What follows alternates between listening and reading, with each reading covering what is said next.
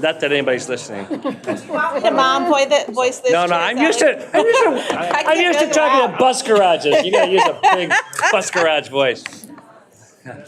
All right, welcome everyone. This is the Metro Blue Line Extension Corridor Management Committee, August 10th. And I will call the meeting to order. I am Charlie Zelli, and I welcome all CMC members, alternates, members of the public to come to this meeting today. As we all know, we have a full agenda, but this day we're going to talk specifically about Minneapolis and some of the plans there. So I know many of you are interested in that. But first, I also want to welcome new committee members who I'm not seeing, so we'll save that. Just a couple other quick housekeeping items. Today's handouts are available on the website. The website is bluelineext.org. That's just one word, bluelineext.org. And if members of the public are watching virtually, feel free to submit comments for CMC consideration to Nkongo Sigulu, and you can do that until August 10th.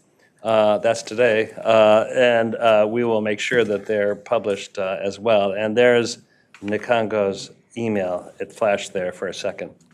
So first, we're going to have an opportunity for public comments. We allow 15 minutes.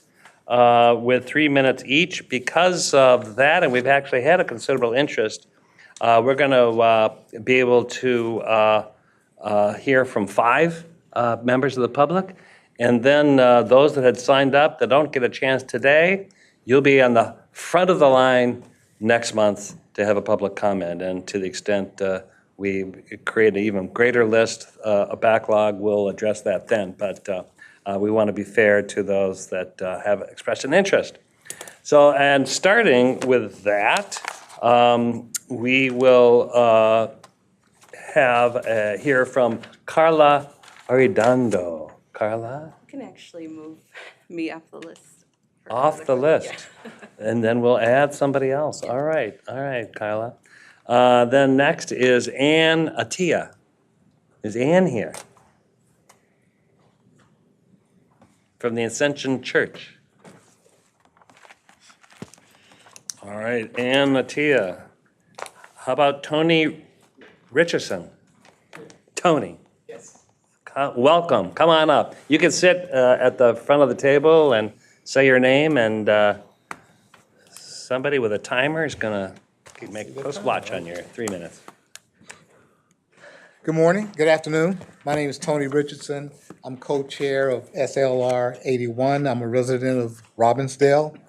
Let me be very clear. I am not against rapid transit.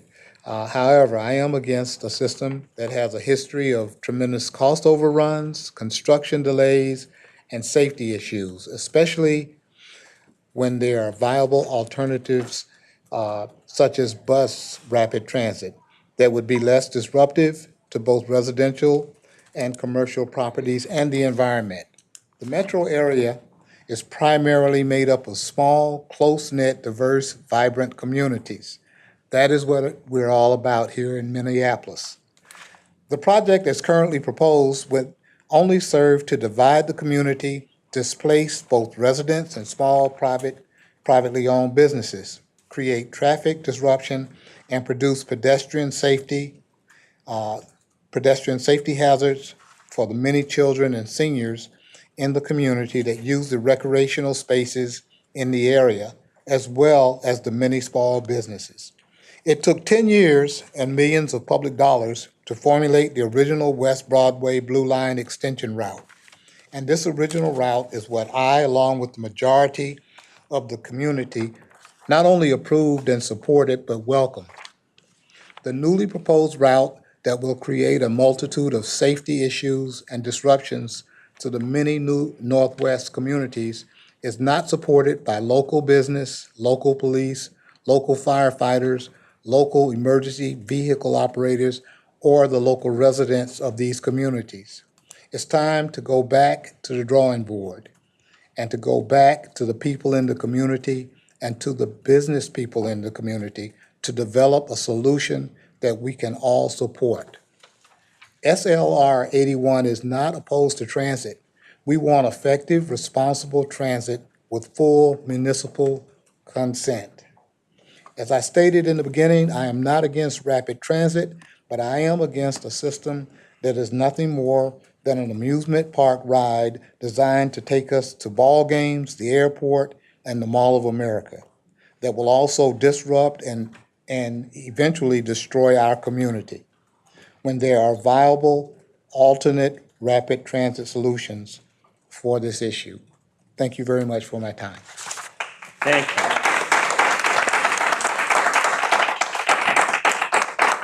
All right, now Wade Gerard. Is Wade here? Yep. Welcome.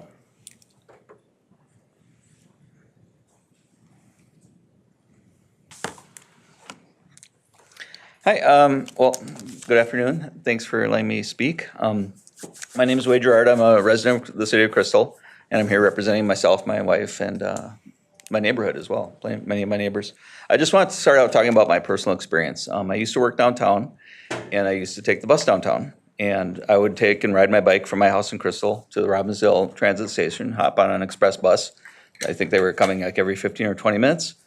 Get on that, it would go through Robbinsdale a little bit, some of the streets, hop on Highway 100, 394, and I'd be downtown in no time at all. It could ride on the shoulders, and I could look at all the traffic while we were going by. Took the express lane on 394. It was fast, and it was amazing, and I loved it. And it was the same, once I got downtown, take my bike to the office, and then same going home. I'd just ride my bike back to the bus, and it was super quick. And I guess it was fantastic. It was a great system that we had in place. I stopped working downtown, but one time when I was downtown, I did decide to take the light rail to the Mall of America. I wanted to get a gift for my wife. And so I hopped on the train and decided to take the Mall of America, or go to the Mall of America during my lunch break. Well, to my surprise, it took more than an hour to get to the Mall of America from downtown Minneapolis. And by the time I got there, I had to basically just head right back to my office. I didn't get my wife a gift. Hopefully she doesn't see this video and realize that. But anyway, and so it was a 2-hour long plus lunch break, and the light rail didn't get me there quickly. So the bus was quick, the light rail wasn't.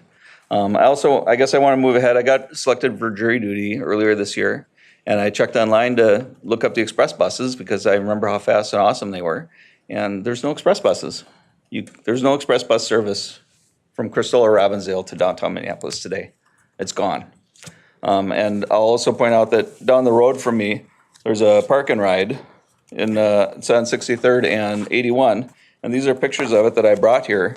The park and ride is completely empty with the exception of this one gentleman who's sleeping there. It's completely empty. I mean, we have this wonderful system in place for buses to get people like me downtown quickly and others, and it's just not being used.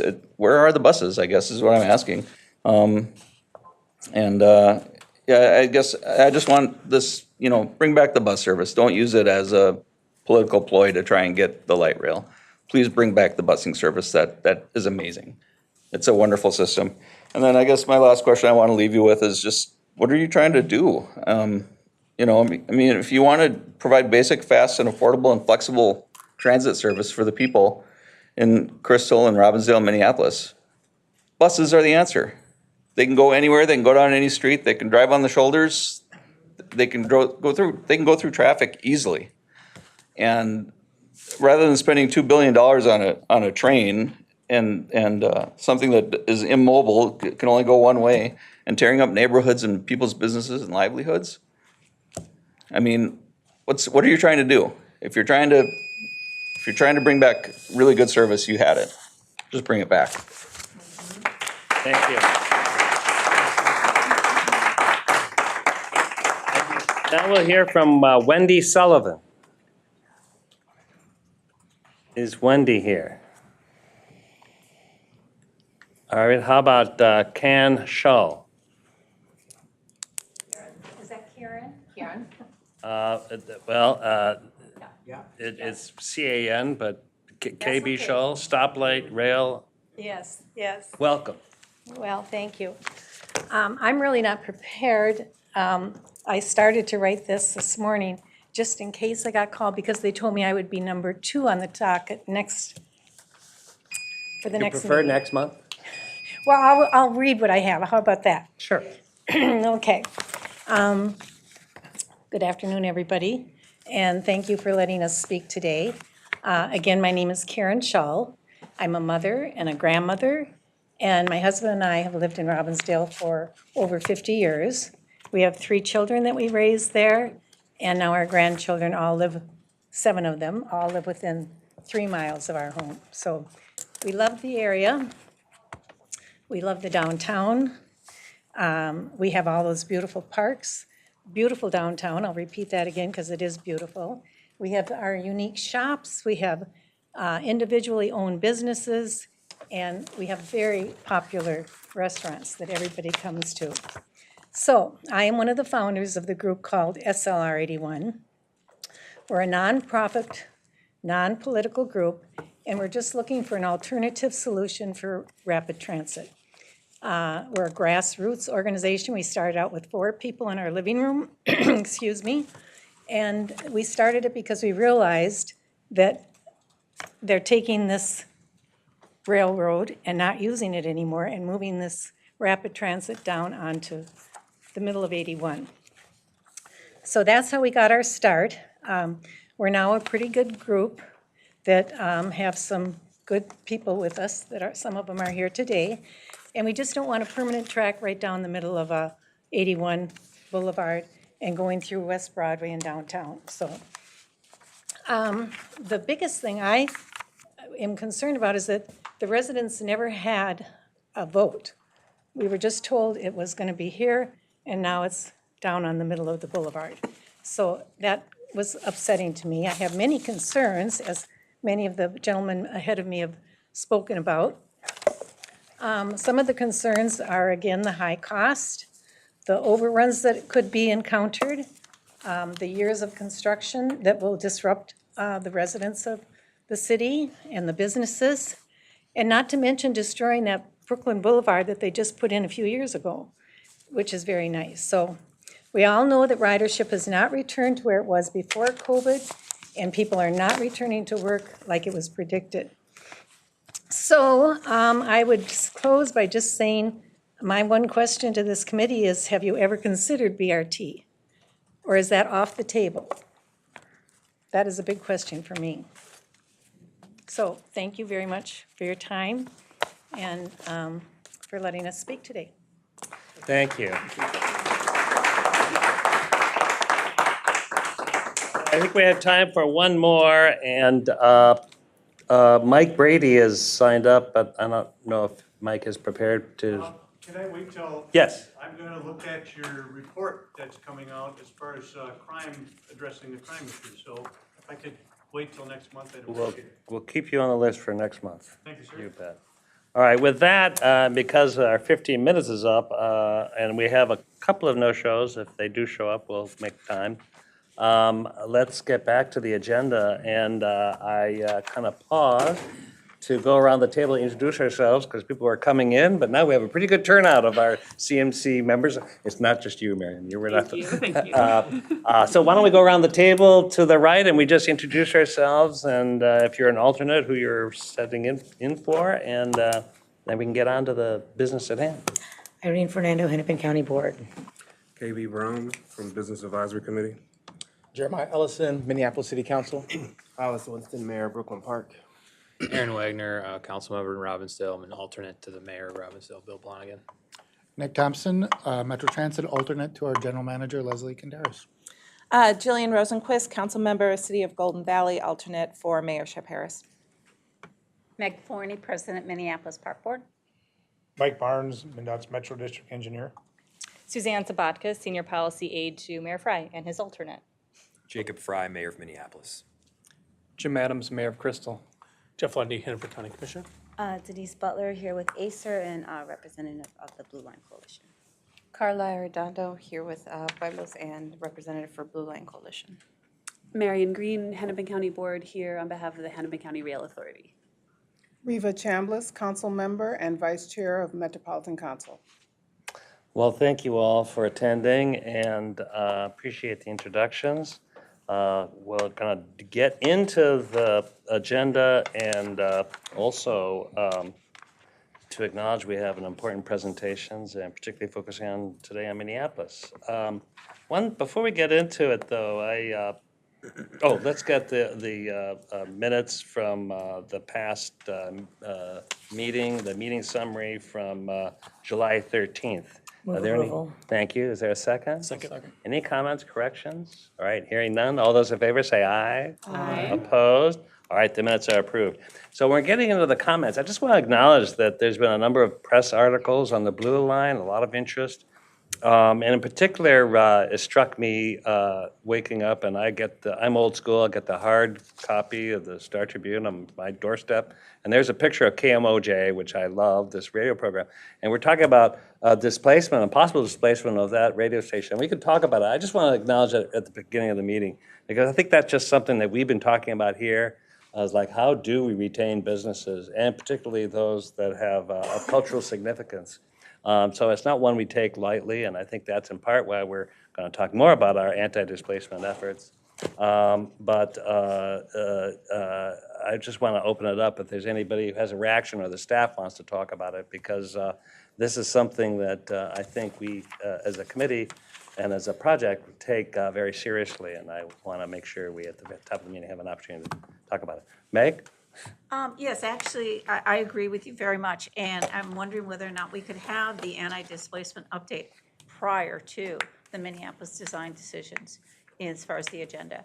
I feel as if that discussion is more appropriate prior to us getting into the design for Minneapolis. If Kathy Goals is willing, that certainly makes sense to me. But first, we'll hear from our community committees, but be ready. Yes, thank you. Thank you. Any other quick thoughts? I'll make a comment. Yeah. I'll just state that it has been very clear in the feedback that property impacts were communicated at meetings or at times. That was not, there could have been greater compassion and strategy. And so that was also a very alarming experience to see that in the paper, but I think that that's pretty fair, that property impacts separate from has been difficult for constituents to receive well. And then specifically for KMOJ and other organizations, I know we haven't gotten to that part of the process, but at least from a Hennepin County perspective, we have anti-displacement embedded within our disparity reduction portion of the organization. We are just entering our budget cycle and will be, it is very important for us to make sure that the assets that are already there are not only being supported, but that they have what they need to be successful for years and decades to come. And so I know we're not all the way there yet, but I was surprised that this part, that you invited this, and that's what I felt when I read that article. I was like, I really want to make sure that people know, at least certainly for Hennepin County and for the place where I happen to call home on the north side, that these community assets will be invested in for the long run. These are missions that are important to the community. Thanks, Mr. Chair. Thank you so much for your comment. And I think that's in part why I just bring it up, because it is something I think we're all acutely aware, and maybe we learn along the way how to improve on how we show empathy and work through property issues. Any other comments? Yeah. Yeah, I'll keep it brief. I agree. It's important that both direct and indirect displacement are addressed, or the impacts from that. But I would also like to couch this in, because many times people are talking about equity or disparities or opportunities that will come out of this. I always have to say this, when you talk about a Brooklyn Park, we are anywhere from, we're a majority people of color. And when you talk about some of the disparities, and when you talk about Minnesota ranking worst for PLC, especially for African Americans, we hold a lot of that diversity within Brooklyn Park. So when we look at this opportunity, I'm very aware of displacement, especially being, family being from South Side of Chicago, where they drove a highway through it. But there are also opportunities here to address that equity and that equity gap. And I don't often hear that spoken about. I also don't hear people give credence to the fact that when you talk about a Brooklyn Park or Brooklyn Center, and Brooklyn Park, Brooklyn Center do business hand in hand, much of that diversity is there, and that equity gap is there. So, I would ask people to keep that in mind when we're having these discussions. Displacement, direct and indirect, needs to be talking about and needs to be brought to the forefront and continuously addressed. But if you're really talking about addressing those disparities, which Minnesota has consistently failed at, this, for our neck of the woods, is an opportunity to address that. And you cannot continuously say that, especially Hennepin County, cannot continuously say we want to address those disparities, but when there's an opportunity to address it, we miss the easy hits sometimes. So I just want to put that on the record and have people keep that in mind as we address this. It's not about one specific area, it's about, this corridor. And when you talk about northwest suburbs, especially those areas, there has been North Side, Brooklyn Center, Brooklyn Park, some of the surrounding suburbs, there has been continuous lack of investment in those areas for a very long time, which has created many of the disparities that people see. So for me, this is not only an opportunity to get it right, but it's also an opportunity to address those disparities for 40, 50, 60 years down the road. So I would ask people to very much keep that in mind, because I do not have any desire for our city or this corridor to miss those opportunities. And then 20 years from now, we're saying, why does the Southwest Metro have X, Y, and Z, but the Northwest Metro seems to be underdeveloped? So I just would really appreciate keeping that in mind going forward. Yeah, KB. I appreciate that. But I would like this council to also remember that North Minneapolis has been neglected for decades. North Minneapolis has been on its own for decades. Some of the buildings in North Minneapolis are some of the oldest and most raggediest buildings in the city, because the disinvestment is rampant up and down Broadway. So in making these decisions, you need to keep in mind that a serious investment needs to be made for the businesses and the community of North Minneapolis. That's all. Thank you. Let's jump in with the BAC, CAC reports, and KB, this is a segue right to you. Do you want to give your BAC report? And pretty much the BAC, we didn't have a quorum, but pretty much the consensus was we were concerned about hearing about the measures of anti-displacement that were put in place. We're being told anti-displacement is there, but we're not seeing anything happening with it. So one of the things that we wanted to see was decisions made by this body on what the anti-displacement actually looks like, so that the people that are there that are telling you to stop this, they actually can see what it is that you are saying is going to benefit the community.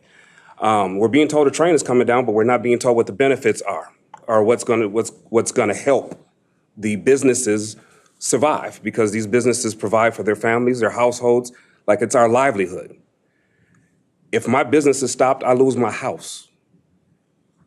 I don't care about transit. If my business is stopped, I lose my home.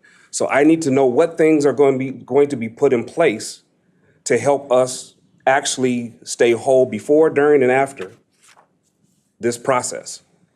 And what is going to be put in place to allow our community to maintain ownership of the community that we call home.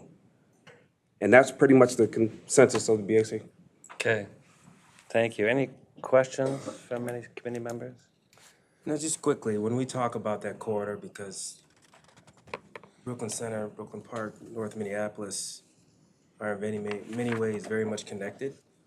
People move back and forth, so, and I think if you talk about diversity and the numbers, right, those areas are close to North Minneapolis, but what's been the discussion, actually probably more, but what's been the discussion around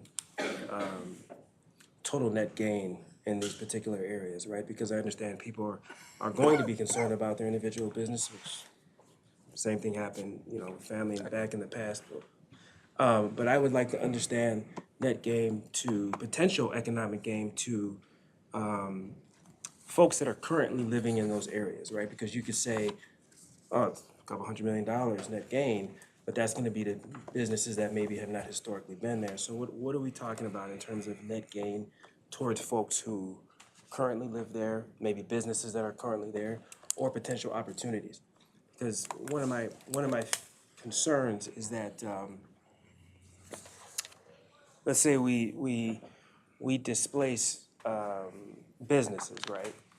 Then there's this influx of capital, but it's going to folks who don't live there, or perhaps it's killed because we're saying these are going to be the 10 businesses that are there, and there are potentially 40 or 50 businesses that do not exist, that could exist from people that live in that community, but that opportunity is missed. So I don't think there's, I haven't had a lot of discussion or heard a lot of discussion around how those opportunities going to necessarily cascade down and how that's going to be created. I know that there's Elevate and there's programs that are going to help people kind of game out their own particular businesses. But when I think about the opportunities that can flow down to everybody, I think there's not enough of an understanding from a community perspective, which then it can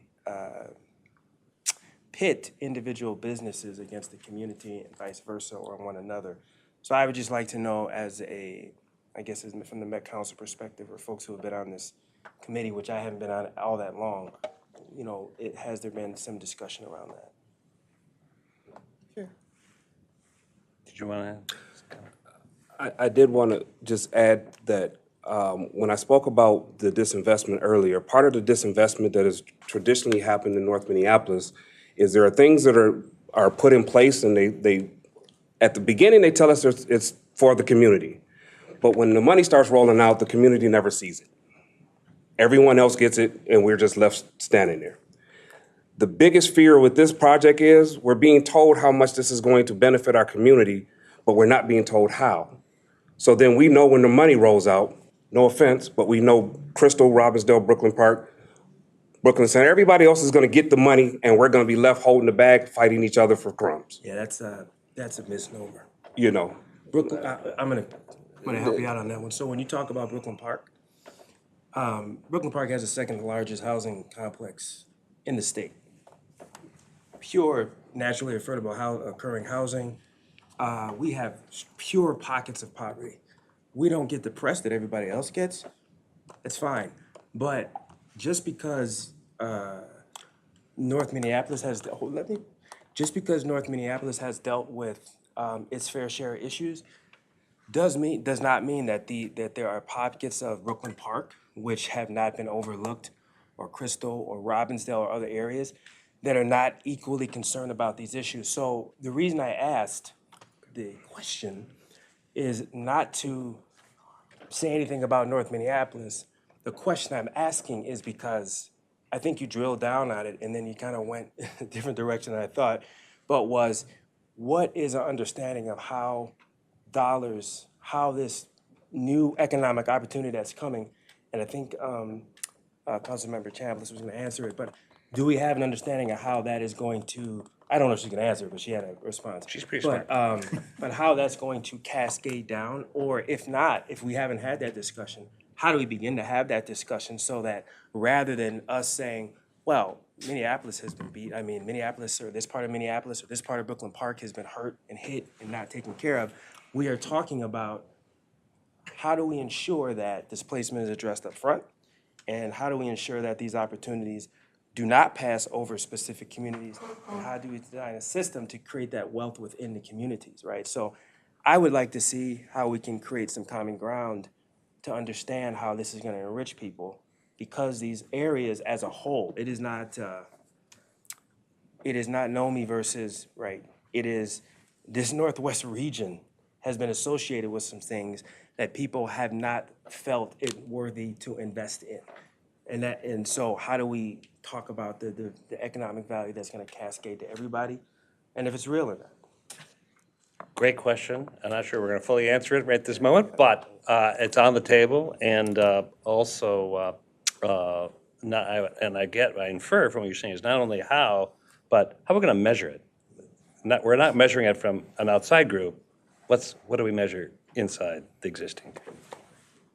Riva, you had a comment. Well, yeah, and I think that's a really good response, Chair Zelli, and I'm really glad that these concerns are coming to the table, and I do feel like we have a vehicle to address those concerns with the anti-displacement efforts, and the timing is right. I'm glad that we're prioritizing the order of anti-displacement on the agenda But in terms of talking about the total net gain and the measurement, it is really important to see where we are today, and if we want to make sure that there is protection of cultural community assets before assessing them before, assessing and protecting during construction, and making sure that there is some opportunities gained afterwards. So that does involve measurement, and that's also part of what our anti-displacement efforts, I think, should be.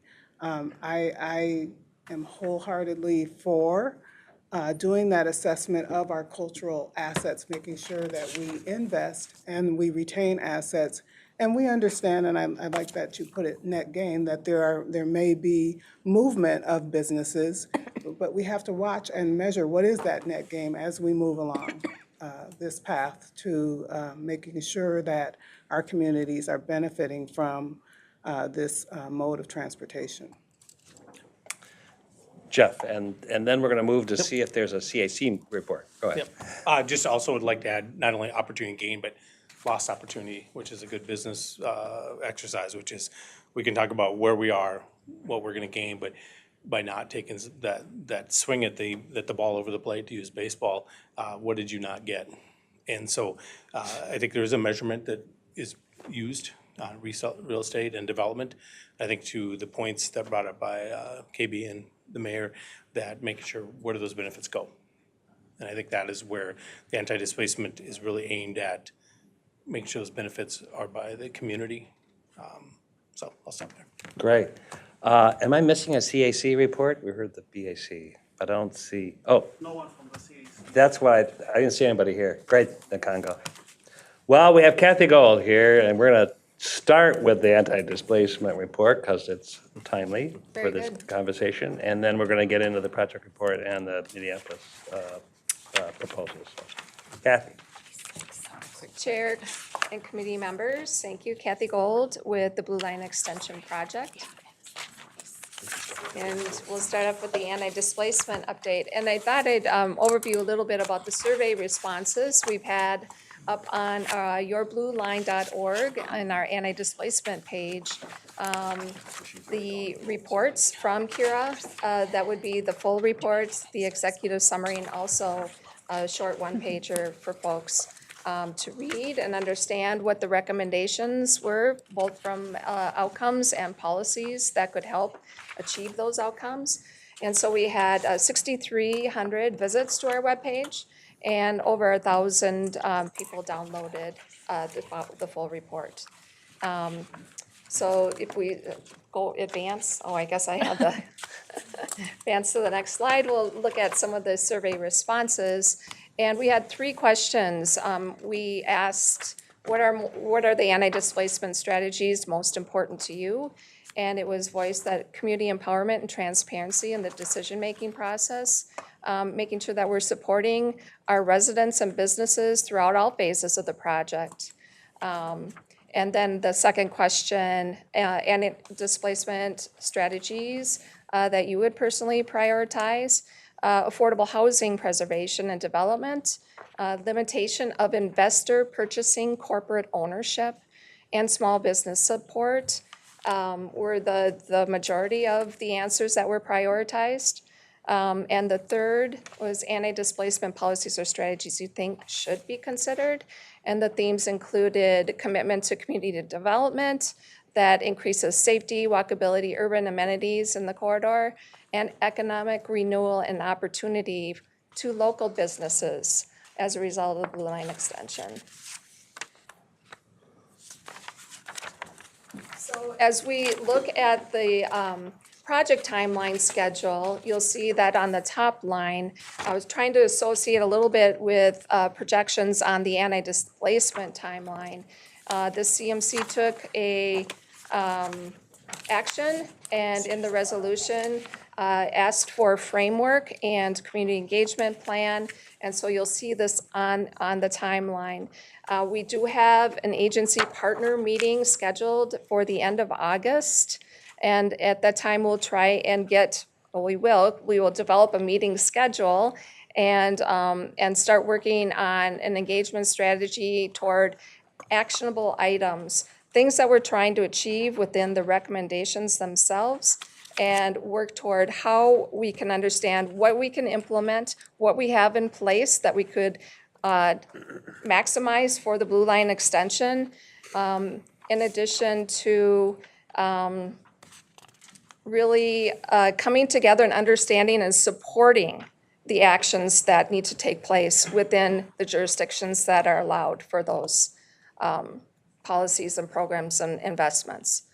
Inside with the second piece, the resourcing piece under the framework, in our agencies, I know that Hennepin County is coordinating our budget at this time and allotting dollars for the organization of supporting the anti-displacement work, in addition to hiring some staff to help us push and further get this work moving and toward a direction where everybody is really wanting this to move in a very, very high-paced kind of way. We need more staffing to help us to meet that demand.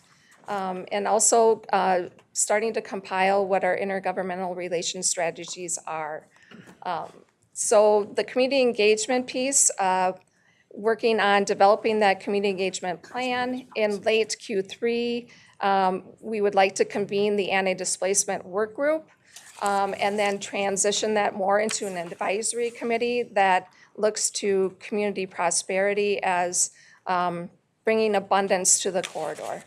And having that voice centered and helping look through the framework, the community engagement plan, giving feedback, and also being out in the larger community to get that feedback for this group to consider, in addition to working through the gaps and how we formulate moving forward. So really wanting that community voice to be centered within the work. I want to focus a little bit on this artwork that was produced as a result of the anti-displacement work group that came together with an illustrator, Corey Lynn. And we have 5 or 6 of these different illustrations that we want to be the voice of the work of the anti-displacement. And where it's centering on, it's not about the train, it's about the people.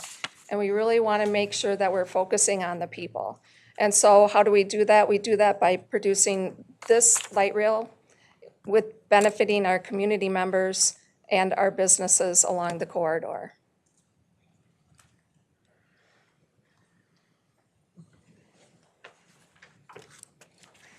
Any questions for Kathy on this? Meg. Oh, I'm sorry, Mayor. Either way works. Thank you, Mr. Chair. Thank you, Ms. Gold. I'm looking at the timeline, and it appears that the timing for municipal consent falls almost right around the same time when we would have a better idea as to resources that would or would not be available for displacement. In terms of the granting of municipal consent, it would be really, in fact, extremely important that we would know ahead of that vote what kind of resources were available. So the sequencing is going to be of critical importance here. It really is. And for the funding opportunities, we want to make sure that we're out there and conversing with private entities that have within their mission to advance equity. Not only in the state of Minnesota, but elsewhere. We want to be a model for how we produce good projects that have the community benefiting. And also we'll look to, our nonprofits and philanthropic partners, in addition to our federal and state agencies, to try and get as much money and resources available for this work. So having those discussions all along until we get up to municipal consent is what we will do. So the conversation will happen all along that route, that timeline. Thank you. Councilmember. I just want to add to the mayor's point. With a little bit of an observation, I really enjoyed this exchange here between my two friends here. KB is describing a history of harms that have fallen on North Minneapolis and why people have a lot of anxiety about the threat of displacement. And Mayor Winston is saying that because we share a lot of the same demographics, that those harms, they cross municipal borders. And I think that that's really accurate. And I think, I do think that a part of, I think that this body, has shown that we're taking anti-displacement policy seriously. The community is demanding that we do so. I think a part of the dissonance between the project and the community is the sequencing, because so much of anti-displacement policy requires, and sorry, I've been losing my voice in and out recent weeks. So many of these anti-displacement strategies sort of demand site control. And in order to gain site control, that means you've got to have some kind of either community or municipal entity, local entity control over. That means you got to buy it. And the further that we sort of solidify the route, the more sort of speculators, folks who might have a lot of cash that they can move around very quickly, more quickly than governments can, more quickly than community can. The more we solidify the route, the more expensive all of the anti-displacement strategies become. And so I think that is, I don't have a solution at this exact moment about how we remedy that, but I think we're going to continue. I think that we can continue to anticipate that sort of disharmony to grow, until we can resolve that sequencing. And I think that the anxieties and suspicions of community, the lack of trust is only going to deepen up until people can say, okay, I see the pathway, I'm cool with this. Or until we can admit, hey, the money's just going to not be there, right? But at the moment, neither's really, we can't say the money's not there, we're pursuing it, but community can't say that they trust that the money's gonna be there. And so I just wanted to sort of add to the mayor's point, and I want us to take that seriously and maybe reach towards a resolution of what I see as a little bit of disharmony between these two things. Mayor. I will add to the point that Councilmember just added to. Just a finer point on this is the worst possible scenario that I think we could put the council and ultimately the city in is to be in a position where they're about to grant or deny municipal consent, and there is a looming question. We might get an additional $5 million in a couple of months from right now. And then everybody is basically speculating as to what they see the answer being. And so the more that we can do now, and the more that we can time this correctly so that at the very least we're all voting with our eyes wide open about what we will have and we won't have. I mean, if there's zero money, okay, well that's an answer. If there's millions and millions of dollars, that's another answer. But the more clarity, the better for everybody. Commissioner. Yeah, I do think that, it's the chicken and egg thing. The problem that we have is people won't commit money till they see municipal consent. Yeah, But on the other side, municipal consent doesn't guarantee the money. So, but I think there is something that is within our purview. We talk about what's not in our purview. What is in our purview is the construction is going to be managed by the project office. I think that we should ask the project office to take a look legally at properties that we have to acquire through the course of construction, properties that we may use for construction. It'd be nice to get some guidance on, can we flip them back to a land bank? Can we guarantee, because we own the properties, if the project office buys it, if they have to acquire it, then we own it, can we legally come back and say to the community and say, anything we acquire, we're gonna put it back into a community benefits package, we're gonna do a land banking. I think that that's something we can do. There's a lot of things we can't do. But I think we could provide guidance, and I think that kind of indication, if we know we're gonna buy properties, and then at the same time, we say what we're gonna do with them, turn them back to the property. After they're improved. Yep, after they're improved, or if we displace somebody to give them the property, the first buyer back. I think there's a lot of wealth that will be captured in the fact that we're going to have to buy some properties. So I think we can make the commitment as the project office. Sorry, Chair, I'm looking at you. And figure out the legal part, right? Make sure there's no legal. But I think we can vote ahead of time to say we will put these properties that we acquire into a land bank or into a mechanism that puts it right back to the community. That is something that I think is well within our purview. I think we can certainly ask legal advice to start to be developed. And that's something we can do in advance that would be of value. Maybe not the dollars, but something to show people, okay, here's what we've done. And we've voted because we control that process and we're gonna make that commitment. I think that would be a thing. Is it everything? Absolutely not. Right. But it would be something that we could start putting down. Do we have a comment over here, RB? Commissioner. And then Irene. Go ahead. I wanted to make because we're talking about displacement. We keep saying displacement. Here's my question. Relocate to where? Tell us where you're going to relocate us as businesses and households, because we're being told we're going to get help with relocation, but relocate to where? For how long? And when will we be back? And until those questions are answered, I don't think most of those people out there are going to be happy about it, because the question is relocate to where? Irene? I have my hand up. Irene, then Reva. So we're talking about a lot of stuff under the anti-displacement banner, and so what I'd state is the broader report had many recommendations that oh, hi, Councilmember Cameron. Sorry, this is your first time at this thing, I think, right? Hi, my Councilmember, sorry. All of our jurisdictions can take actions independent of this body telling us to take actions. So, of course, we're all different jurisdictions. We don't need to get in that discussion, but I've heard from many municipalities that have said, we're doing some of these things already, right? And so I think part of the upcoming months, and I'll speak, from a Hennepin perspective, we are trying to clarify what of our existing strategies and existing funds already make sense for what the report has outlined.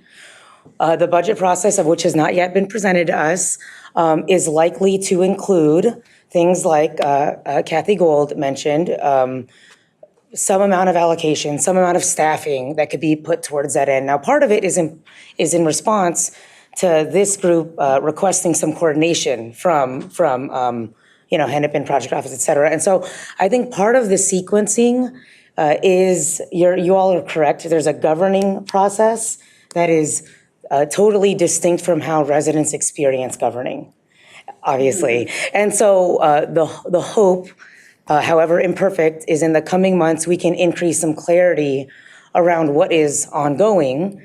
And then I think folks are absolutely correct. Our policymakers making the maximum choices they can make within their authorities at our respective jurisdictions, and then how is that being reflected, in this body? So that's what I would say. There's many topics kind of together, and I agree. Months come by quickly. All of a sudden, a month comes by, and we haven't demonstrated the progress that we wish we could have. And so I will acknowledge that gap, but that the desire is that there is existing work, there's desired work, and there are existing funds. And then, yes, we need to be together expanding that potential funding opportunity next year and in future years at every level. Feds, state, each of our jurisdictions, philanthropy, business, because this corridor has earned, we're more than deserving, we have earned a level of investment that has not been seen. So that's just what I want to place in there. I know we got into some different details, but I know the public's also listening, and just wanted to express that's part of why there's a known clunkiness. We're literally not lined up yet in terms of what has been presented, and we hope to be. And you will certainly keep us honest when we fall short and should we achieve together. Thanks. All right, we have time for one more comment. We need to hear from the project, but did you? I'm good. No? Okay, all right. Then I will give it to Chris Beckwith, but first, and Commissioner Fernando mentioned it, we have somebody who's new as a CMC member, Angelique Cameron, Councilmember Cameron, who is a Met Council member and also now full member of this CMC. So welcome, Angelique. Chris. Thank you, Mr. Chair. I'm actually going to skip my whole presentation and hand it off to my colleagues to get right into the Minneapolis design decisions, because my 4 slides are, you've already seen me present them a couple times. I On the did, process and what to expect next month? yes. Perfect. There's one slide here. We are developing a proposed resolution for next month that we will coordinate with this body as well and with your staffs. So that was the only new thing that I was going to share, but more to come on that. I also wanted to point out in the packet, there is a letter from Mayor Winston that we put in the packet that was submitted. Just call attention to that as well. Excellent. Well, now we welcome Dan Solar, Hennepin County Public Works Director, Mobility Expert, Nick Landwehr, our design, Director of Design Engineering, and of course, Nakango Asigulu, talk about engagement. Welcome, gentlemen. So, thanks, Chair. Thanks for this particular piece. So we're really, really excited to present this piece today. And I think what I want to do in some of the introductory comments is just remind folks what it is we're presenting. What we're presenting today is the last year's worth of work about where, how, and how we might connect light rail from Target Field Station to the Robbinsdale border. We've had a month where we've talked about Robbinsdale. We've had a month where we've talked about Crystal. We've had a month where we've talked about Brooklyn Park. And we've worked to this time frame to talk about how we make that very connection. Now, about a year ago from right now, we were right here at CMC with the route recommendation report. And that was kind of the West Broadway versus Lindale, West Broadway versus Lowry, Lowry versus West Broadway. And at that time, we made a route recommendation report, and you can change the slide, that said that we would look to do West Broadway with a couple of caveats. And so we should, the route recommendation was to use West Broadway for the route, but there was well, should we be on 21st or should we be on West Broadway in kind of that Lindale to James area? That was still an open question.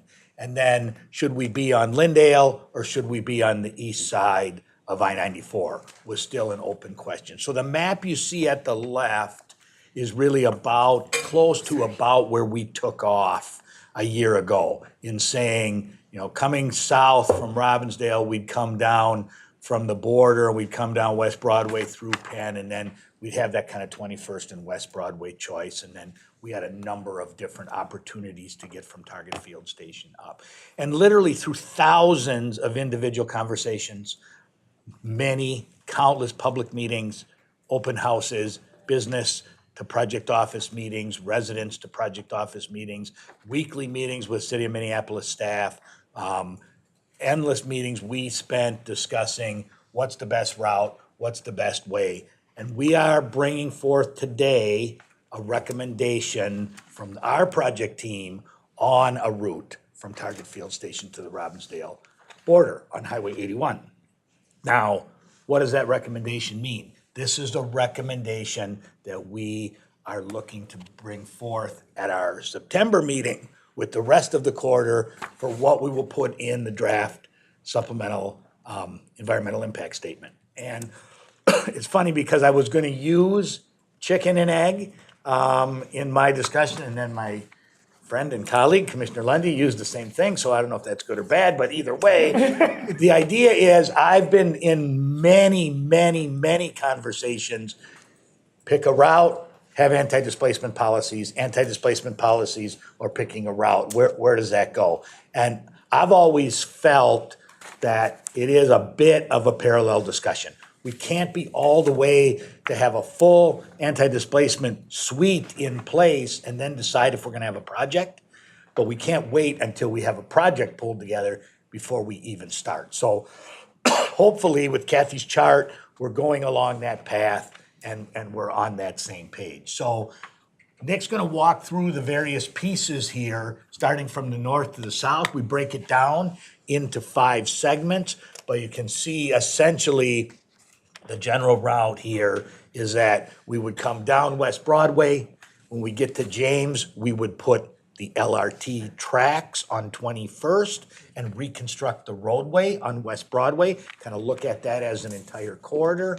We would stay on 21st over I-94 on the freeway, come down Washington Avenue to 10th Avenue, come down 10th Avenue, around the bus garages at Oak Lane to 7th and down to Target Field. So I'm just excited about the level of engagement we were able to do with the viewpoints that we were able to hear. We heard a lot of, we love it, we don't love it.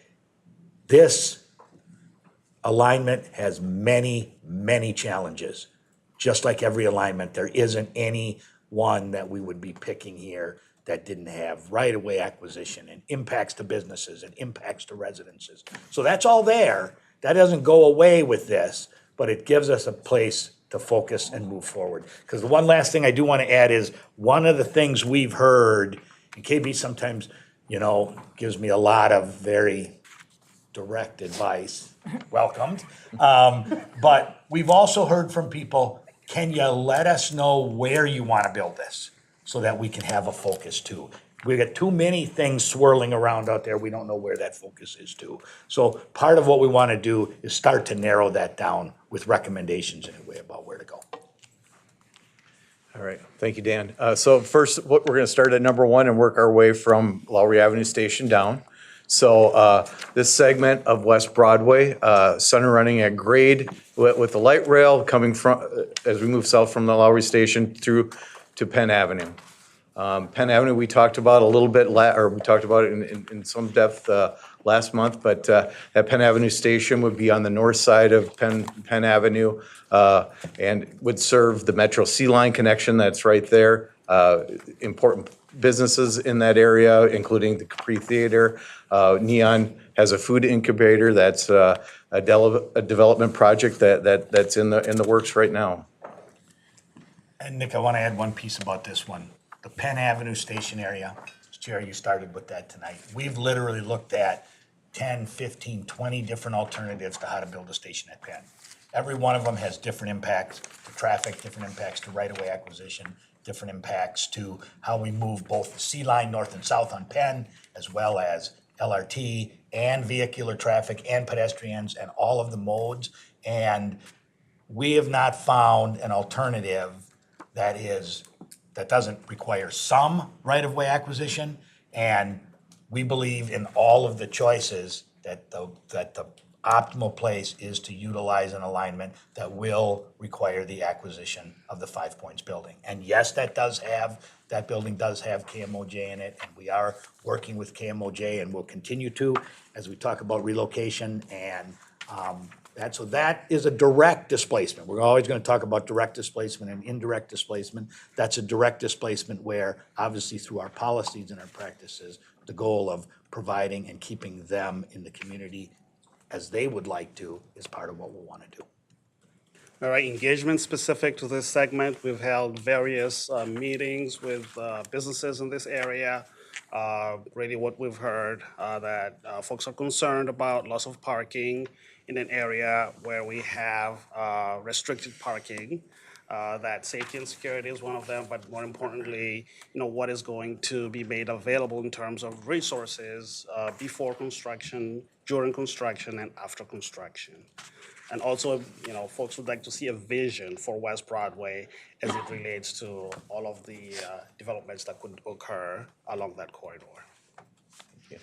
So moving along down the corridor, as we get into that area, the more commercial corridor of West Broadway between James and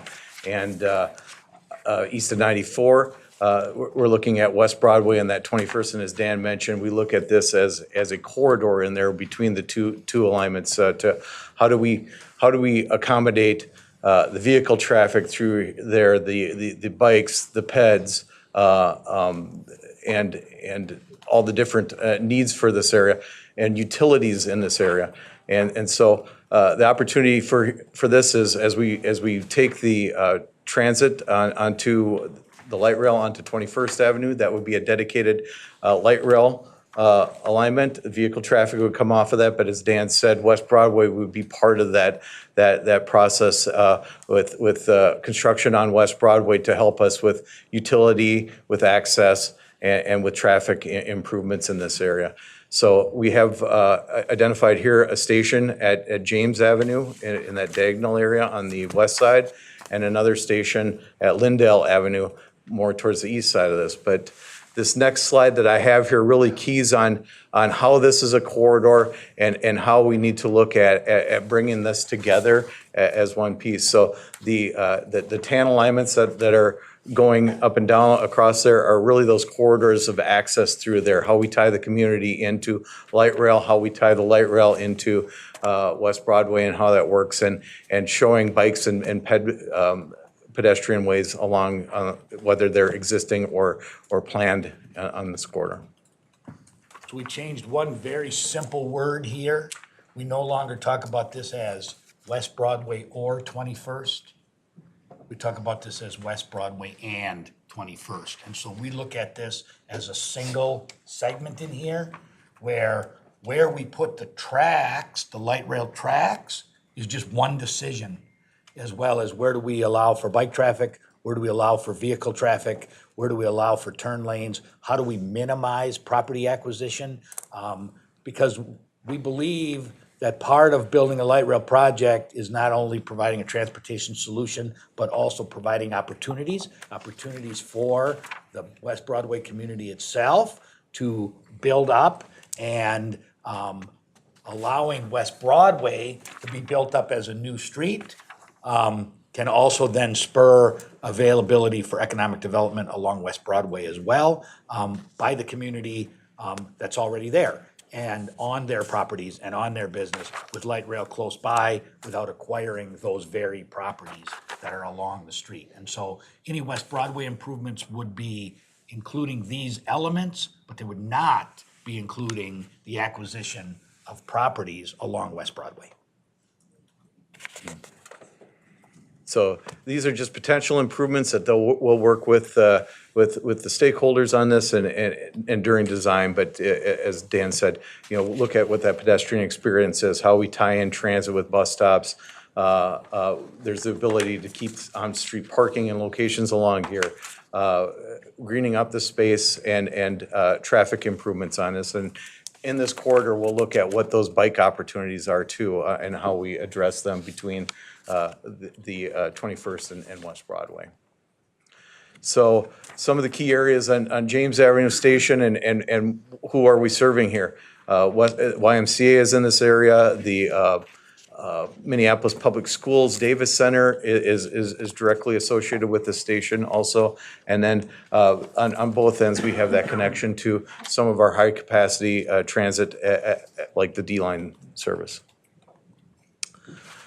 On the other side, Lindale Avenue Station, serving some of our churches and mosques in this area, businesses such as Kemp's, where they have quite a few employees. Again, the D-Line service and project partners that we have with us, like, for instance, Juxtaposition Arts.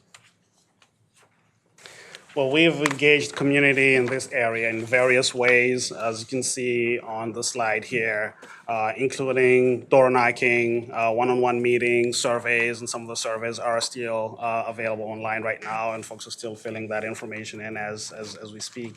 But really, what is important here that we've heard from the community is that 21st Avenue option would give folks the ability to provide meaningful connections to additional routes that are running along that stretch there, and connections mainly to the D-Line.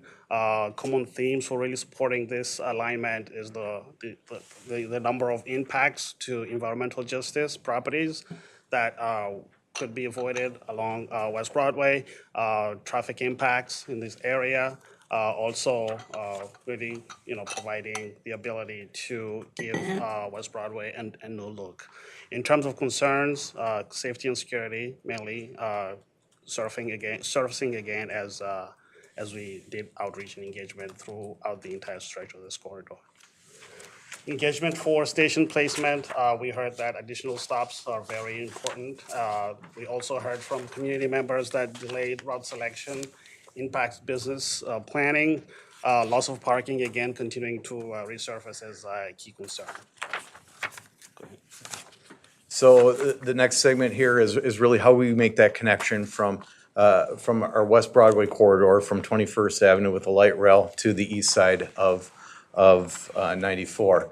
So this map kind of outlines the route that would come across. So continuing 21st across 94 in this location with a new bridge that has opportunities for a lot of different connections like peds and bikes and vehicle traffic here that could assist in relieving some of the pressure that's on that West Broadway intersection. So we cross over to I-94 with that extension of 21st and get to Washington Avenue. So pretty much staying at grade other than the bridge that's across 94 through this location. So this gives us the opportunity to cross that southbound I-94 ramp with a signalized intersection. It gives us the opportunity to be able to bring vehicles off of 94. A good majority of that are coming southbound are going to the east side, so we can get them across quicker before they get to the busy West Broadway Avenue intersection. Light rail in this concept is center running on the bridge, and this is really the bigger opportunity is for those pedestrians, the community connection to get from the west side to the east side and back to be able to access the river and the amenities over there are bike trails and pedestrian trails that we can focus and enhance. The slide that I'm showing here is to give an idea of massing of what that would look like, a bridge across 94 and how it would work. Not a lot of details like landscaping or pedestrians in this, really just to view what it would look like and how it would work. I have a little bit better photograph here next that would show what a street view would look like in this area. So this image here would be at that southbound off-ramp with a signalized intersection here. You can see light rail center running in this scenario. We have a lane of traffic on either side, so we can get east and west across the bridge and then provide the pedestrian and bike experience here, as well as some opportunities for maybe some greenery along the corridor in this case. I really want to emphasize this piece. I'm just like super excited about this part of the project, and I'll tell you why. We were definitely challenged by the city of Minneapolis. What's up with all the bridges, right? I mean, if you remember, as I now call it, the bridge video, right? The infamous bridge video where we were coming up over 17th and we were up in the air over West Broadway and then up in the air down either West Broadway or 21st. We were challenged, find a better way to not divide the entire world with bridges, but to try to bring this to a scale that makes more sense, especially in an area like this, where I-94 in the past came through here, freeway trench connected. We all have talked about freeway trenches before. Through here, divided the community, and now North Minneapolis and the river are not connected. You know, yeah, there's the West Broadway Bridge. Sure, there's the Plymouth Bridge, a couple of spots. So our team took a look at this and we came up with some ideas. We got some feedback and suggestions from the city of Minneapolis. And the idea of crossing the ramp at grade all of a sudden took, we could do that and we could come across and cross the ramp at grade. And if we do that, then maybe we don't build an LRT bridge over I-94. We build a bridge over 94 where pedestrians, bicyclists, and vehicular traffic connects the north side and the river, the north side and Washington Avenue, the north side and opportunities to downtown and on the east side. And that's what this piece is about, is finding a way to start to connect the communities where in an area where previously there was dividing of the communities. And so that's a big piece. I mean, I see this as a really big win that comes out of a tremendous amount and numbers of discussions about what we want to see in the end and what we want it to be in the end. I give our engineering team a lot of credit for the and the city for really challenging us here to say, find a way that doesn't divide the community more, but maybe even stitches it together. So moving along the corridor here, as we get over onto the east side, going down Washington Avenue and to a station on this location. So center running at grade down Washington Avenue, and we're proposing a station here on that south side of Plymouth Avenue in between 10th and 7th or 10th and Plymouth. And opportunities for the community that stretch over to the west side where B3 and developments are. It's a not a bad walk across Plymouth Avenue Bridge to get to a station here. And then also the opportunities with the industrial and job areas on the north side of Plymouth. The access closer to the river here to get folks back and forth. The transit connection opportunities that are along this corridor with our bus routes. And then this really would help serve the north part of that North Loop neighborhood. So this is a view of what a concept of what it would look like if we were over Plymouth Avenue, looking south towards downtown Minneapolis here with a center platform station in there where we're able to keep vehicle traffic on either side of Washington, provide space for those bikeways through here, and have access for the pedestrians to get access stations and get on light rail in this location. All right, well, as we introduced that sub-option to go along 10th Avenue to Washington, we held various meetings, in-person meetings with communities along the alignment. We did some door-knocking activities, talking one-on-one with businesses and property owners, a virtual meeting, and field, we had a lot of phone calls and emails that came through our outreach coordinators. Gathered input, from our interactive map and an online survey that is ongoing now. Also, we did some live polling to kind of gauge what the community would like to see advance into the SDIS. And we heard that, 10th Avenue, we heard 21st Avenue with improvements to West Broadway. And just some of the recent feedback that we'd received, as I mentioned, live polling was part of it. The themes of the concerns are almost the same: parking impacts, safety and security.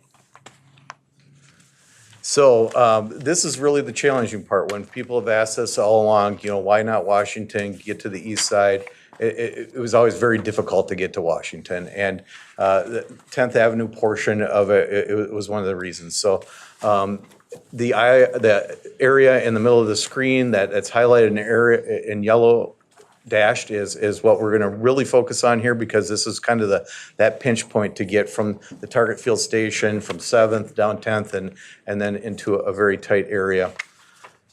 So the existing conditions here on 10th Avenue, we have sidewalks, we have roadway that includes two-way traffic, there's bike lanes on here, there's some on-street parking in this area, and there's some tree space in this area. So looking at that hierarchy, how do we handle all this and have a light rail down this corridor?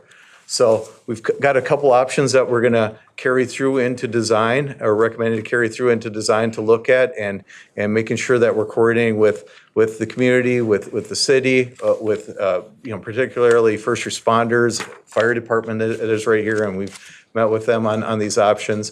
But this one here is a transit mall option, similar to what's at the U of M, where we have light rail, buses, bikeways, pedestrians, and we can accommodate emergency vehicles along this. So the next slide that we'll look at here, just kind of, how does that work? And we also hear a lot of times, so where are you going to put the snow? It's Minnesota, and there's not a lot of room. So we did show a winter view here, but showing how emergency vehicles could use that two-way bike line there through here that has room for it and capacity to get through here. Another option that we're still evaluating is a potential one-way street in this area, and This option shows a northbound, so going from northbound from the viaducts that are there to Washington Avenue. So the one lane of traffic in here, pedestrians, the light rails in here, buses would still be able to use the guideway here for access in and out. But obviously here, the bikes are an issue that we need to look at and address, and how we make that connections for the bikes, and we have that robust system for there as we're doing our design and plans.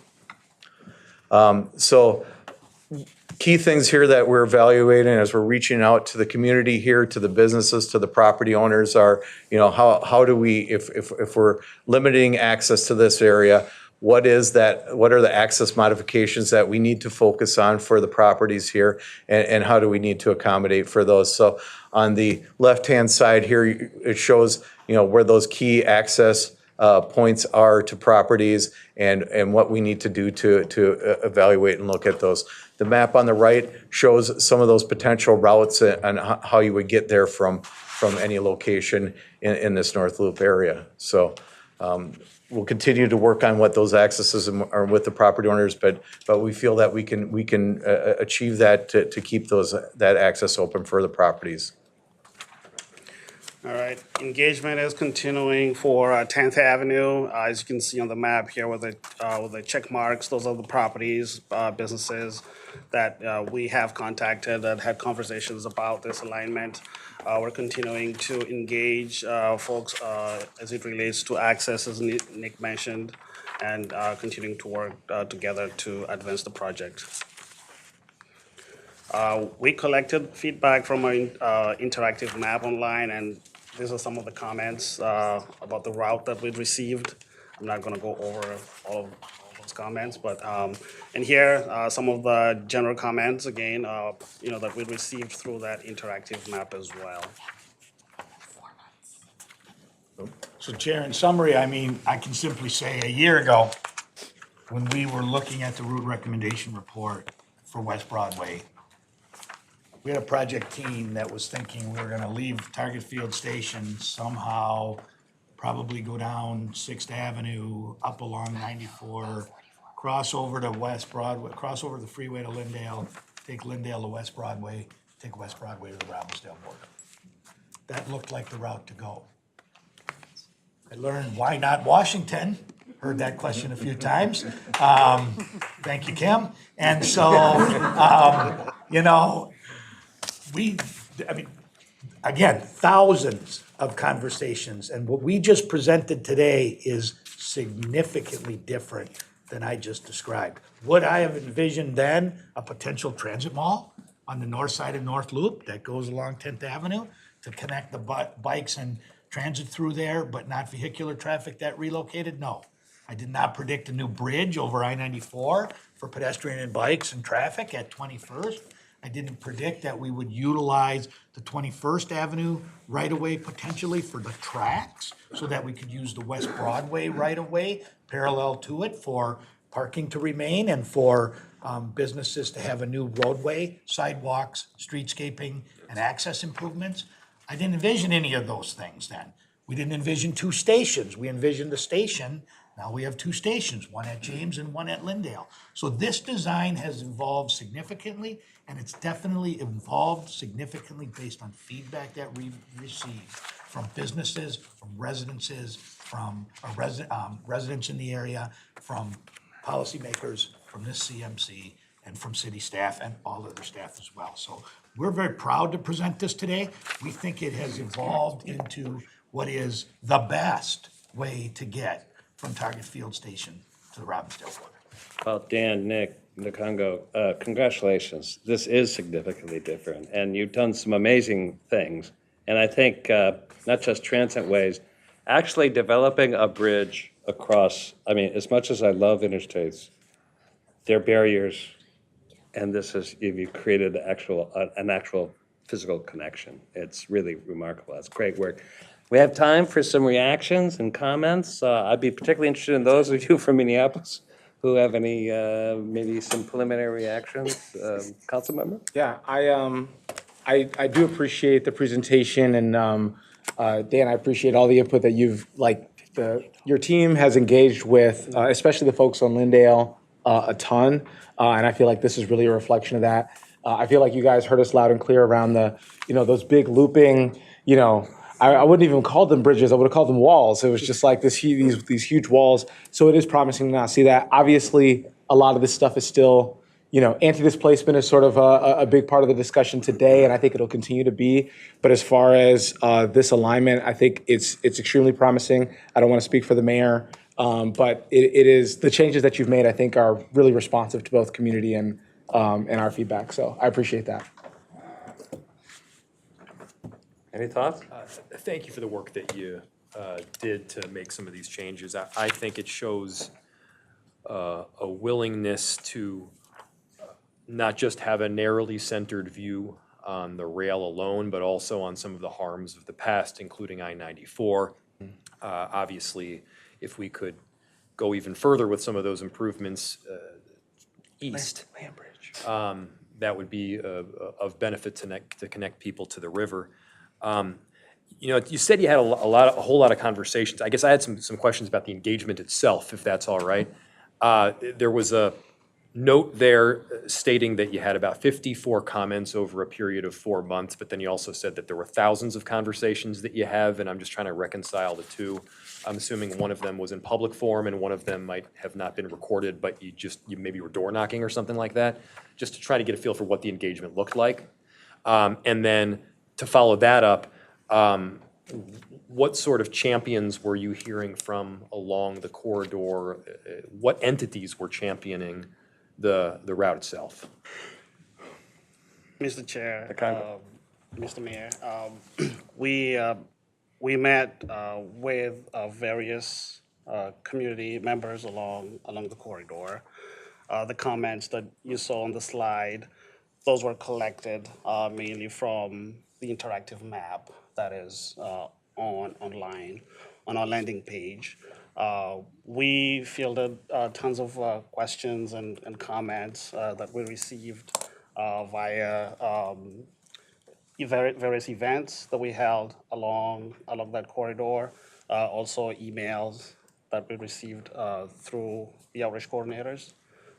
We also have a survey that is up and running right now, and we're continuing to gather input, through that mean.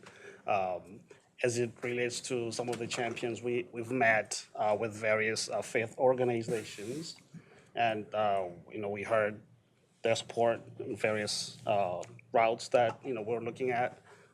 We also met with various neighborhood groups, neighborhood associations, and also a prominent organization along West Broadway, the WBC, West Broadway Business and Area Coalition.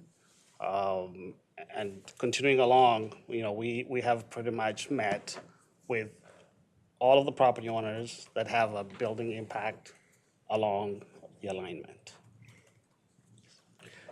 Mayor, we have a lot of formal engagement, obviously, but of course, we've got a staff of outreach coordinators. We've got a cohort of community organizations that we also use that helps get messages out and network. I can certainly say I've certainly heard hundreds of times, don't build this on Lindale. I mean, so we've heard a lot. And so sometimes you don't hear in a public meeting all the time, people step up and be champions, right? But as we've met with the school district and we've met with individual businesses, I always say it like this: there isn't always a champion, there's always a lot of cautionary optimism, right? We're interested in this, we can see some benefits, but we're nervous. What will be the impact? Where will we go? What happens to our business? What will there be? All real, all true, and all needing to be part of how we move this project forward. So the don't do it is very clear. The do it is do it, but we're cautious, we're nervous. What will it be? I know Commissioner Lunda, you had a comment. I just wanted to thank the project staff. With all love, Dan, remember the days when you guys were putting I think, 8 landing strips through the middle of West Broadway and Brooklyn Park when the first draft arrived and wiping out 150 homes, and we were like, oh, wait a minute. And we went back to the table and we engaged with people. We trimmed it in, and we that engagement That is. the same project? I remember. I still have a wound back there. But the point is that when you do the engagement and you take the feedback and you put that in action, I think it's important. I also think it's really important to start to pick the route. The preferred route, let people, do or don't.